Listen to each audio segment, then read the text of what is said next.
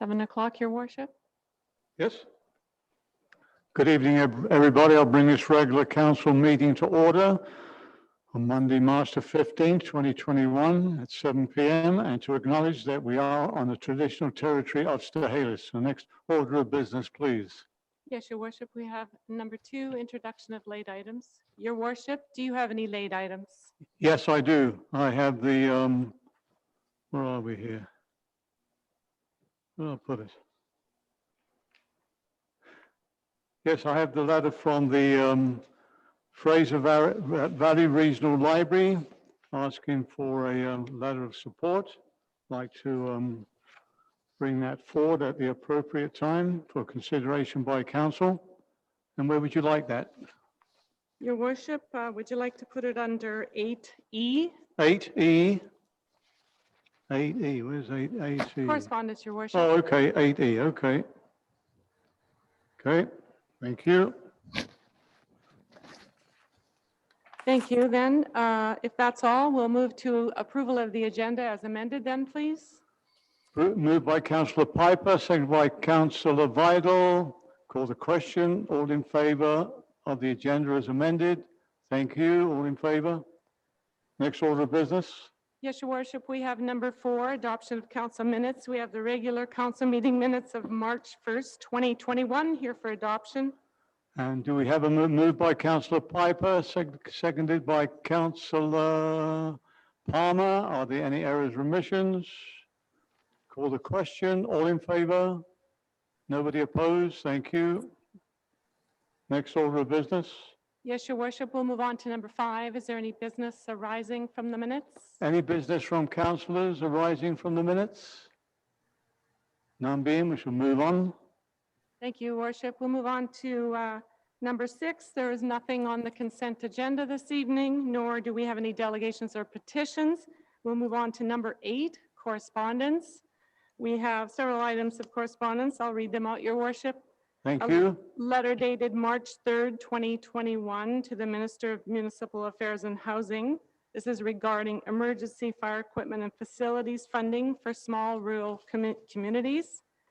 We have a letter dated March 5th, 2021 from the Township of Spulamachine regarding support for a 988 crisis line. We have a letter dated March 8, 2021 from Jean Howsam regarding walking paths in Harrison.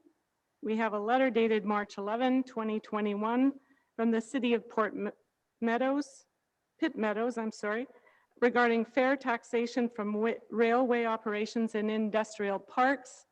And we have the late item from the Fraser Valley Regional Library. Here for receipt, Your Worship. Seconder, moved by Councillor Palmer, seconded by Councillor Piper, missed your hand there. Apologies. Call the question. All in favour of the correspondence? Everybody in favour? Thank you. Next order of business, please. Yes, Your Worship, we'll move on to number 9. Is there any business arising from that correspondence? Any business from councillors arising from the correspondence? Councillor Palmer. Yes, I'd like to address the letter that came from the Fraser Valley Regional Library that was added on as a late item tonight. That letter recites the fact that funding from the federal government for visually impaired and print disabled users of library services that goes normally to 2 organizations in Canada is being phased out over the next 3 years. And it is a request in the Fraser Valley Regional Library Board asking that municipalities in its area write letters to the federal government urging them to continue that funding, which of course does trickle down to the libraries as well to provide those services for visually impaired and print disabled individuals. There is an attached letter of support setting out that their resolution, and I'd like to move that we write that letter of support and move their motion of support, asking the government to, the federal government to continue on with that pocket of funding, please.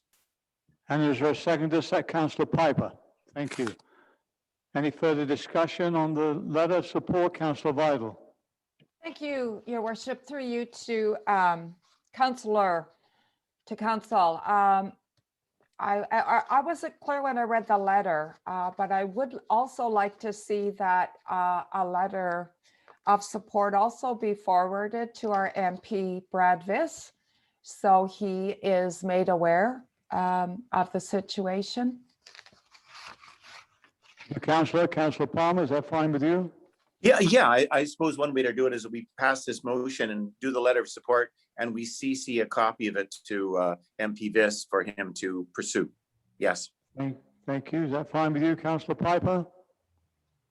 Thank you. So I'll call the question now. All in favour of the letter of support? Everybody in favour? Thank you. And next order of business. Any other letters to bring forward for support from council? I think that the emergency fire equipment one might require support from this council in regards to funding for emergency equipment. So I'll make, you want to make that motion, Councillor Vidal? Yes, I'll make that motion in support of that letter, Your Worship. Is there a seconder for that? Seconded by Councillor Piper. Any discussion from you, Councillor Vidal or Councillor Piper? Or any other councillors? No? I think it's a worthy letter of support to send out there. I'll call the question then. All in favour of the letter of support? Everybody in favour? Thank you. Any you think requires support on there? No? Okay, we'll move on. Thank you. Your worship. Oh, Councillor Palmer. I know this isn't the time. There is an issue. There's a letter that we've identified as being from Jean Howsam. And Yes. I know that when we moved the acceptance, it probably should have reflected that the letter isn't just from Jean Howsam. There are a couple of other signers on the letter as well. So probably the record would be best to indicate it was from Jean Howsam and Deborah Cornish and Jim Curtis. Okay, that'll be Just for accuracy to Really indicate noted, yeah. the nature of the letter. The corporate officer has recorded that, Councillor. Thank you. Thank you. Moving on? If you're ready, Your Worship. Thank you. Then we'll move on to number 10, reports of councillors, committees, committee of the whole, and commissions. Councillor Hooper. Yes, good evening. On the 5th, 10th and 12th of March, I took part in the video conference training with the CNIB. On the 2nd and 3rd of March, I attended the webinars with the Teramac Institute on community engagement in a pandemic and communities mobilising to build youth futures. On the 3rd of March, I attended a webinar held by the Road Safety at Work, Secure Your Safety Assessment Part 2. On March the 8th, I attended a Zoom meeting with the CRN, the Citizens Response Network. On the 9th of March, I attended a Zoom meeting with Agassiz Harrison Historical Society. 12th of March, I attended a Zoom meeting with members of the Foundry, including Yake, the Youth Addiction Knowledge Exchange, all as part of Fraser Hill. And on today, at the 15th of March, I attended the Zoom meeting at the AGM of the Miami River Streamkeepers. Thank you. Thank you, Councillor. Palmer. In terms of the items that are on my list, the Fraser Valley Regional Library Board is yet to meet this month. So I haven't, there were no meetings that have occurred. Thank you. Thank you, Councillor. Councillor Piper. Thank you, Worship. On March 8th, I attended on behalf of yourself to the UFB's International Women's Day virtual celebration, where all of the presentations supported a call to action for accelerating women's equality. On March 9th, I attended the Harrison Agassiz Chamber of Commerce Board of Directors meeting, via Zoom. And on March 11th, I attended a Harrison Tourism Society Board of Directors meeting via Zoom. That's the end of my report. Thank you, Your Worship. Thank you, Councillor. Councillor Vidal. Thank you, Your Worship. On March 12th, I attended a webinar on the pandemic impact on youth's mental health. And on March 13th, I attended the 2021 Family and Friends Virtual Conference, which was sponsored by the Fraser Health Family Support Services team. I also wanted to make a public service message that the Agassiz Harrison Community Services are holding a free income tax clinics on Tuesdays and Thursdays by appointment only for seniors and others. So please contact Community Services for more information and to book an appointment. And finally, I just wanted to send a sincere thank you to our council and staff for the support and assistance in covering my council obligations and responsibilities during my leave on bereavement. Thank you, Your Worship. Thank you, Councillor. Next order of business, please. Yes, Your Worship, we'll move on to number 11, and that is reports from the mayor. Thank you. Don't have too much this evening, but the first one is that like a motion that Councillor Mickey Vidal be appointed to the Fraser Valley Indigenous Relations Committee and Councillor Jerry Palmer be appointed as alternate to the Fraser Valley Indigenous Relations Committee. And I can move that. Do we have a seconder? Seconded by Councillor Piper. Any discussion? Thank you. I'll call the question. All in favour? Thank you. Nobody opposed? No, everybody in favour. Thank you. And the other one is just that's on the March the 9th. There was a meeting, special meeting put together by our Minister of Municipal Affairs, Josie Osborne, and the Minister for Tourism, Melanie Mark, and Dr. Bonnie Henry, a Provincial Health Officer. And this was just with the 14 tourism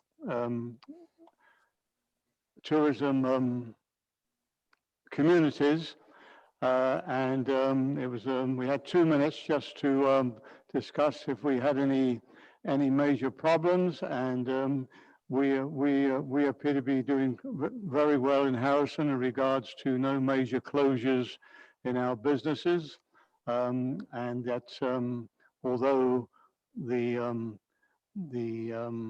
COVID outbreaks are out there, we've also been very fortunate in both Agassiz and Harrison how things have been dealt with, and yes, it's been a year of worry, and there's still more worry for all of us for another year by the looks of it. But I think that our residents have done a fabulous job when they've been walking our community and keeping their distance, and also our businesses with the protocols they've had in place to protect those that visit those businesses. I asked 2 questions. One was to do with the health, and the other one was to do with tourism. And one of the health ones was if 2 seniors are waiting for their shots, and say one senior is 85 and the wife is, whichever way, is 75, can they both have the shots together? And apparently they can, but they have to go to the lowest one. So it'll be the 75-year-old, and they both go and have their shots together in that respect. In regards to any certain diseases or immune, in regards to whether you can or cannot have these shots, there is what Bonnie Henry said. There are resources out there through the BC website, and also contact your doctor as well, because he has information on that as well. That was a question I was asked to put forward. In regards to tourism, it appears that unless things can change, as we all know, with the Provincial Health Officer, the new announcements coming out in April, I believe, on if there's going to be any relief in what can be done. But at the moment, it appears that it's going to be, as far as large groups are concerned, it's still a no in large gatherings or groups or conventions, or definitely a big no for the cruise ships. And also that in regards to our tourism here and starting to organize events, that probably that is not going to happen either.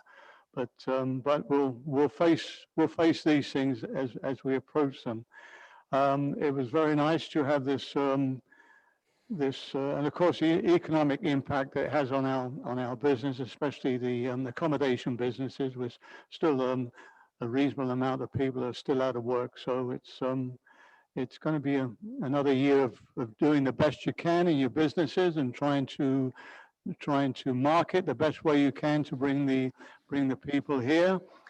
I made a bit of a joke with the health minister, saying that unless I lay my body across the highway, they're still going to be coming to Harrison, because we're only, as we all know, an hour and a half from the city. And she said, well, it's well, but they just had a bit of a laugh over it anyway. So so we will have our protocols in place again this year. Our staff are working on that now as the season is coming now towards the long weekends and of course the long summer breaks. So they're getting all that in place. That is a good meeting, and we thank that both ministers said that they're looking forward to coming out to visit our communities at some time in point. So, and from the regional district perspective, there was just not a very long meeting, and there was just general discussion about the parks and the protocols that are in place now for the regional parks. So that being said, that's the end of my report. Thank you. Thank you, Your Worship. We'll move on to number 12. This is reports from staff. The first report is from our Community Services Manager regarding land use planning community engagement. Michelle, page 17. Thank you, Your Worship. On August 12, 2019, Council directed staff to conduct a placemaking exercise for the lands at Hot Springs Road and Miami River Drive, which took place in the form of a land use planning survey. A total of 78 responded to the survey, and the summary identified that the majority of respondents would like to see a park on at least some of the lots. While housing was not top of mind for the ones who completed the survey, both our Housing Needs Assessment and Economic Recovery Task Force identified the need for affordable rental housing. And the use of overflow parking was not included as a question in the survey, but in the comments, 47% of respondents added that they felt that this was a valid use of the lands. It is possible that the best use of the lands will be a mixed use, including park amenities combined with public, commercial, and/or residential development. This type of high-level designation is typically described in the community's OCP, official community plan. And a revision of this OCP is in the early stages now, with a revised schedule for the public consultation and engagement process to be brought forward in April. The recommendation is that the future consideration of land use options concerning the lands located at the intersection of Hot Springs Road and Miami River Drive be deferred for further discussion during the OCP consultation process. Thank you. And we have a recommendation. Do we have a mover and a seconder? Moved by Councillor Vidal, seconded by Councillor Piper. Discussion. Any discussion from Councillor Hooper? Yes, good evening again. It says in the report, it is possible that the best end use for this land is a mix of park and the combination of commercial and residential. I'm looking through the survey we had, and I can't see it here because 52 people out of 75 voted for no cultural. Where am I? The other one. Affordable housing, again, 63 out of 76 voted for no housing. And again goes for the affordable housing for seasonal workers of 74 out of 76 voted again. So I don't see how we get this, the best use of the land would be a mix. It's obviously that the majority of people want to see it as it is. Thank you. Thank you. Michelle, would I be correct in saying that some of your comments in here is also to do with the housing issue that was had, I believe, at the Corner Cafe, was it? Yeah, so there was a consultation process during the housing needs assessment that was also done in 2019, in where a lot of the residents at that time, that consultation process expressed the need for smaller seniors residences, particularly that were for affordable rentals. And then in addition to that assessment, there was the Economic Recovery Task Force where businesses identified that there was a challenge securing staff because they did not have housing here during the peak tourist season. Thank you. Councillor Hooper? Yeah, again, now we're mixing two surveys together. You're mixing the housing needs survey together and this survey. Again, I'll just go back to say that the majority of the people here have voted no for housing or commercial. It's plain as I can see. So I feel that the thing saying that the best use for this land will be mixed use is misleading. Thank you. I will make, before I give it to Councillor Vidal, a comment on it. I think both surveys have to be incorporated into this because it was a public process where residents of the village brought forward their ideas. And I think at some point we have to be responsible, whether it's this council or another council, that we look to the future for both our residents who are getting to a point where they want to downsize. And we have a responsibility to look at that. And also, as the report states, the report that came from the business community in regards to lack of accommodation for workers is also a problem, not a problem here, but a problem in most communities at the moment. Councillor Vidal. Thank you, Your Worship. I tend to take a broader view of this issue, and over the last few years, numerous land use issues, including this one, have come to council for consideration, and various suggestions have been expressed by residents using online surveys and other methods that encourage public engagement. I think an updated and revised OCP will become a living document, and it will provide guidance to this land use and this council and future councils as our community continues to grow. An OCP's objectives and policy guides not only this council's decisions on planning and land use management, but also future councils.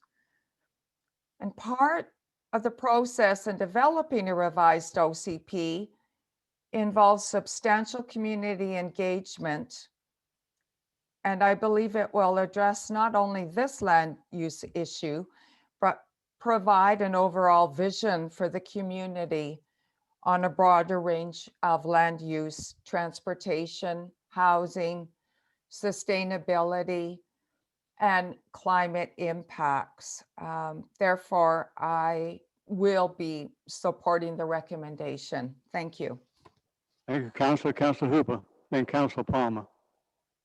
Yeah, just going back to the survey carried out in 2019, which was held at the Corner Cafe. Yeah, that's been superseded by this one, which was a year later. And I still don't see what the rush is on trying to get this land sold. I really don't. But I will support the recommendation that it goes to the OCP. The only thing I'd like to see changed is that we're not going to sort of go as for the mixed use. I mean, it's as if we're trying to corral the residents into mixed use is the best, and I don't agree with that. Thank you. Before I give it to Councillor Palmer, Councillor Hooper, the old object of the OCP is to get input from the community, and whether it's a mixed use or a different use of some kind, that can come forward at the OCP process. I think the important thing here is to remember that we have to look to the future of our residents against cars being parked. Councillor Palmer. Yeah, I certainly support the recommendation, because the recommendation is quite simply to move the matter forward to the OCP rather than discuss it any further. Originally, we had talked about carrying forward a discussion with regard to the lands somewhat in advance of the OCP. So we're just basically saying we'll delay it, make it part of the broader decision. I think it'd be unfair for anyone to say that there's a rush to sell the lands. I certainly at one point saw some concern. I'm concerned that there's a lack of rental space in the city, and I'd like to see some housing built. But I also took from the earlier survey that a lot of residents don't want it there. So I understand that, and I do take guidance from that Bang the Table survey. So I don't think there's a rush. I think we all have a good idea of the response we got from the community. I certainly do. The one area that I did see that there was response from that I thought was positive is that there be some park, and that's certainly something that I feel strongly that I'd like to have that small piece that is park. I'd actually like to see it developed as a park.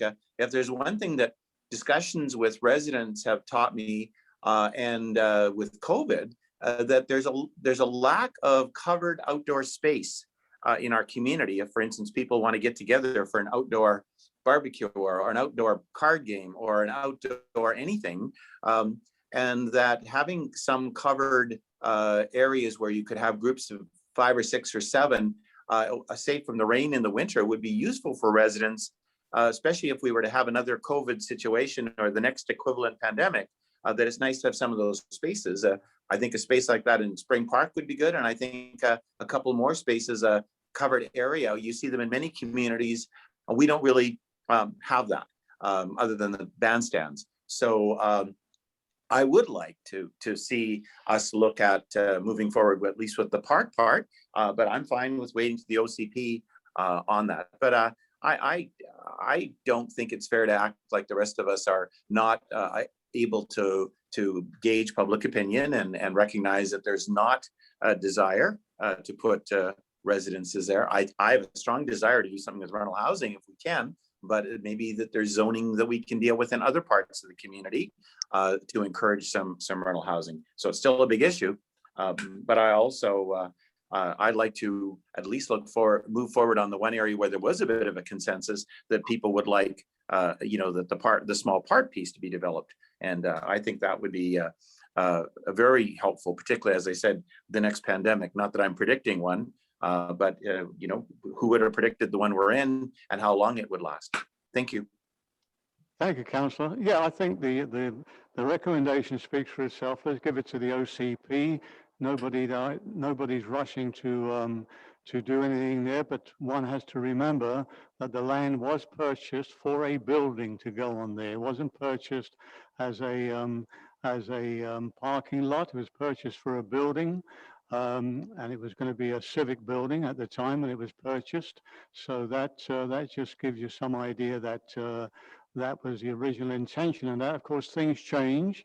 And from the OCP, we will get an indication from the public which way things, not just to do with this piece of land, but with other areas of the community, on how they would like to see things move forward. That's what OCPs are about. It's not a fast process in any way. It's a slow process, and with COVID, it makes it more difficult on how to deal with this, and like other communities are dealing with it, and I speak for the regional district as I sit on there, that they deal with it through the Zoom process with all the communities in the Fraser Valley Regional District. This is the rural communities, of course, in the electoral areas. So there's ways of doing this. Everybody's dealing with it in different ways, but the important thing is to get the public input. Councillor Hooper. Yeah, just 2 final points. We're already now working from the aspect from the OCP on having this. It's already had 2 readings to be zoned as residential commercial, which has been passed by this council. So we're working, rather than work from the original plan, we're now working from it's already been zoned almost for residential commercial. And also with the 2 areas of parkland, I'd like to just remind everyone that one area of them parklands will be taken up when they relocate the lift station. So where you would lose half your parkland you've got there overnight. Thank you. Thank you, councillor. Again, it's a topic for discussion at the OCP. There may be another area that would be able to be used as well as part of it. It would only be it wouldn't be a very large park anyway, whatever is going to go there, but there could be another area allocated depending of what is designated at some point to go on that vacant land. Any other comments from council at all on this before I call the question? Thank you for your input. Call the question. All in favor? Everybody in favor? Yes, thank you. Next order of business, please. Thank you, Your Worship. We'll move on to the next report. That's from the Chief Administrative Officer regarding the Lower Mainland Local Government Association resolution regarding elimination of BC sales tax on non-medical PPEs. Ms. McDonald? Yes, Your Worship, through you to Council. This report is in support of recommendation to the Lower Mainland Local Government Association, which was drafted by Councillor Vital, and she just asked me to prepare a report with some context around it for Council's consideration of the issue. So in an effort to support public health during the COVID-19 pandemic, the federal government actually eliminated federal sales tax on non-medical PPE, such as masks and shields, which meet a certain criteria. However, provincial sales tax still applies to these items, and they are not included in the current list of exempted safety equipment. The federal sales tax on personal non-medical PPE, such as masks and shields, was eliminated effective December 6th. And this change was made in recognition of the fact that these items now play an important role in public safety, and they are mandatory equipment for people as they go about many daily activities, such as shopping, riding transit, working with others, or attending medical appointments. Public health officials seem to be indicating that current COVID-19 mitigation measures may be with us for quite some time. And it's also possible, as was touched upon during the last discussion here just recently, that we could face future pandemics which would require us to put our masks back on to mitigate the spread of some future virus. Accordingly, and in the interest of fairness and consistency, it seems reasonable to request the province to eliminate provincial sales tax on non-medical PPE in the same manner that the federal government has done. So the recommendation before you is to endorse the following resolution to be brought forward to the LMLGA 2021 annual conference, and it reads, whereas the BC Minister of Public Safety and Solicitor General under the Emergency Program Act has issued Ministerial Order MO12 effective January 8th, 2021, mandating that non-medical PPE be worn inside indoor public spaces to assist in reducing the spread of COVID-19 pandemic. And whereas this mandate has resulted in an increased financial cost for the residents of British Columbia during the COVID-19 pandemic, therefore be it resolved that the Lower Mainland Local Government Association requests that the BC provincial government eliminate the 7% provincial sales tax applied to non-medical disposable or reusable PPE applied to these items at the point of sale. Thank you. So we have a recommendation. Do we have a mover and a seconder? Moved by Councillor Piper, seconded by Councillor Vidal. Discussion? No discussion. I'll call the question. All in favor? Thank you. Motion passes. All in favor. Next order of business, please. Yes, thank you, Your Worship. I'd like to take this time to report out verbally on a matter that was before Council at an in-camera meeting earlier today. Council at that time approved release of that motion. I'd like to read it out for the public. It reads that this was regarding a bylaw enforcement services, and Council approved the following motion: that Jessica Scott be awarded the contract for a 1-year renewable for an additional 2 years to provide bylaw enforcement services at an annual cost of $75,000, and that the additional funding of $20,000 be funded from the COVID-19 Safe Restart Grant for 2021. Reporting out, Your Worship. Thank you very much. Next order of business. Yes, Your Worship, we'll move on to number 13, bylaws, and we do not have any bylaws this evening, so we'll move on to number 14, questions from the public pertaining to agenda items only. Are there any questions from the public this evening pertaining to the agenda? Thank you. Any member of the public who wishes to ask a question should now use the raise hand feature. Participants will be called on one at a time, and you'll have the option to unmute yourself when called on. If there are users on the phone, you can press *9 to raise your hand and *6 to unmute. We have 2 people in the queue to ask questions, Your Worship. The first person is Ms. Boudreau. Good evening, Ms. Boudreau, and your question is? Can you hear me? Yes, thank you. Okay, thank you. First of all, I just wanted to comment on, again, that those 2 surveys, one in 2019 and one in 2020. Yes, I understand that one is related to housing and one is related to that land. Sorry, puppy, can't control her. They are Don't worry, I've got one. 2 separate issues. The land, the reason why residents are requesting that it be left as parking is because we are becoming very busy here, and parking is becoming a nuisance on residential streets.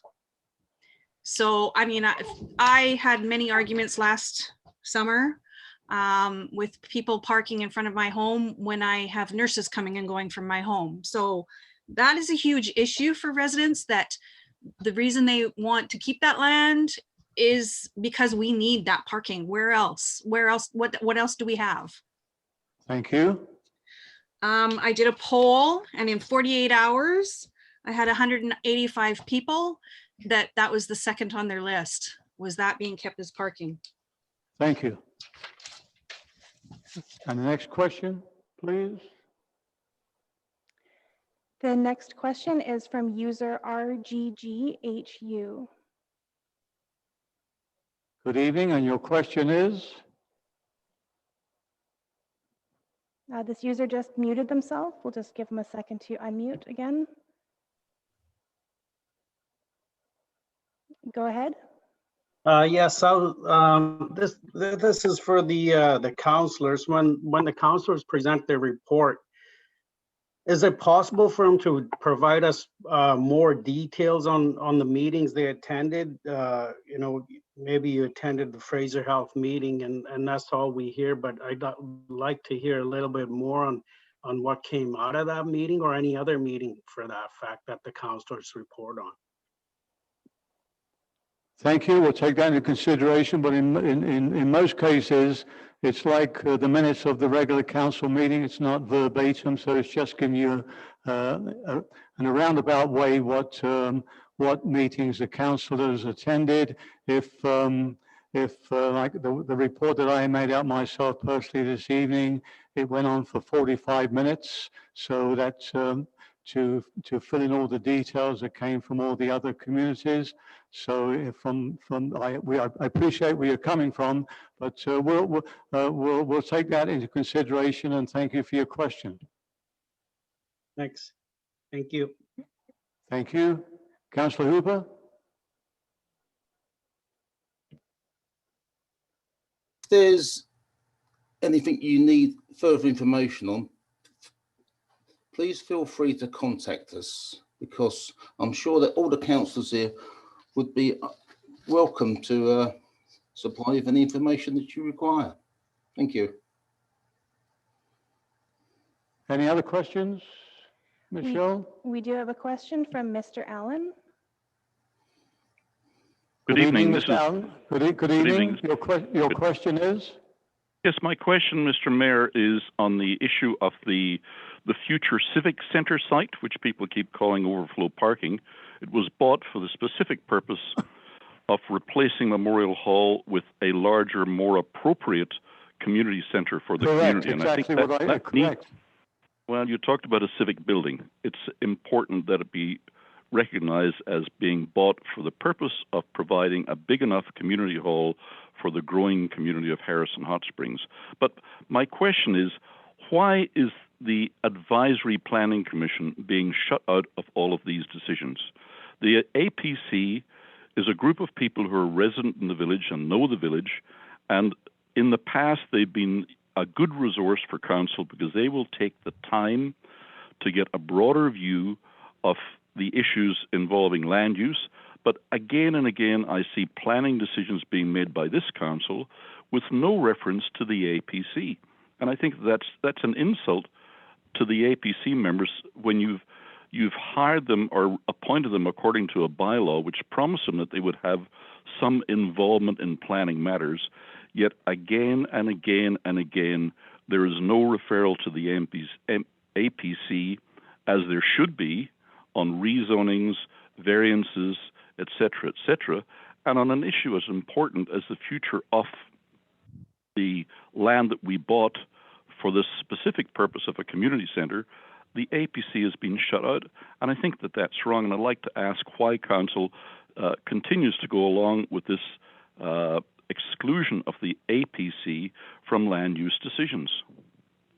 Thank you, Mr. Allen. In regards to the land use decisions, all land use decisions involving all the subdivisions that the now people that are working on now, they all went through a consultation with the APC.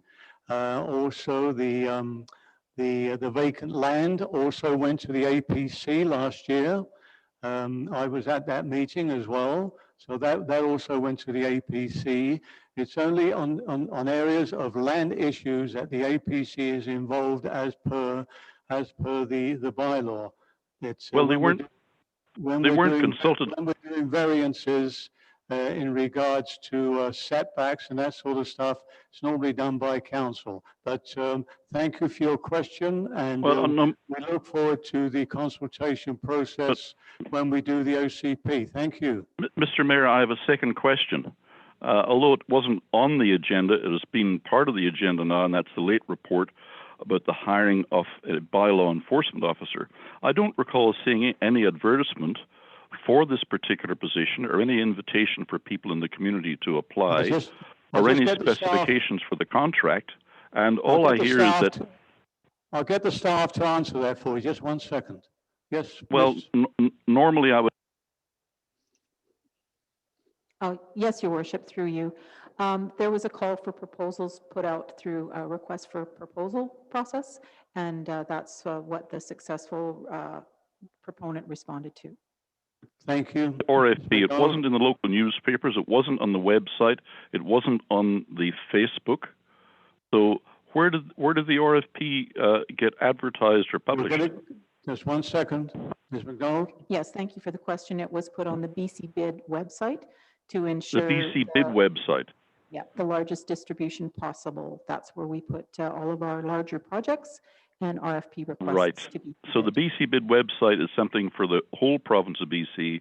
Nobody outside of Harrison's interested in doing this job because logistically you need to be a resident to do it or very close. And I can't see that that meets the criteria of publicizing the opportunity for people of the village. Again, I don't know who this person is. They're probably, again, somebody from outside of Harrison, almost like there's a rule, no Harrison people need apply for anything in this village. And I'm getting sick of that, I'm afraid.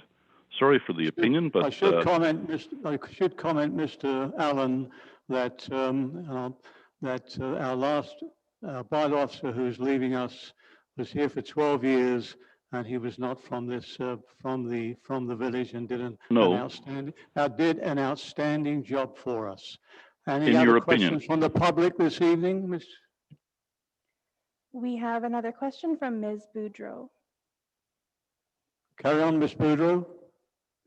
Yeah, I just wanted to point out that there has been the mention of low-income housing or staff housing. I feel that Harrison is not, with property values in Harrison and the tax bases, I feel that Harrison is not right for low-income housing. I do not feel that there needs to be that type of housing built here. Now, I've worked in many resorts, and either the employer supplied housing if it was remote, or they provided a transport allowance for people that had to travel. Now, Agassiz has many places that they could build, and I think that's the structure of Harrison, and that I don't see how you should be bringing that kind of housing to Harrison. The crime in Harrison is bad enough as it is, and I'm not being prejudiced, but I would say that it would get worse. Thank you for your comments. I think it was affordable housing, and this came more from the business sector as I deal with 14 resort communities. One that comes to mind where they built a tremendous amounts of staff housing over the years to accommodate staff is Whistler, of course. Tofino has done this as well, and Fernie as well. So there's several places where they have taken care of maintaining the staff, because it's very difficult to, once staff leave, it's very difficult to keep them coming back for the following years. So we're looking at affordable housing in regards to staff, and also for those seniors who wish to downsize from their homes into a smaller place as they get older, as I've been approached on several occasions over the years regarding that from our senior side, that was part of the discussion. But there again, it's going to the OCP, and there would be where people can give their points of view. Councillor Palmer. I just was hoping that Ms. Boudreau was not making the point that renters have a higher level of criminality than owners. I think that's a challenging statement. I have a couple of apartments that I rent to very responsible people in Harrison, and I don't think there's that tie at all. So I just want to make that point, that's kind of where that comment went. So I don't think that homeowners actually have a lower level of criminality than renters, but I'm sure that's not really what her intent was. Thank you. Councillor, any other questions from the public this evening? There are no further questions, Your Worship. Thank you. So next order of business.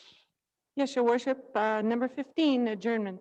Motion to adjourn. Moved by Councillor Piper, second by Councillor Palmer. You're too slow tonight, Councillor. I know. Call the question. All in favour? Thank you, everybody. Thanks to everybody for coming out this evening. Good meeting. Thanks. Thank you.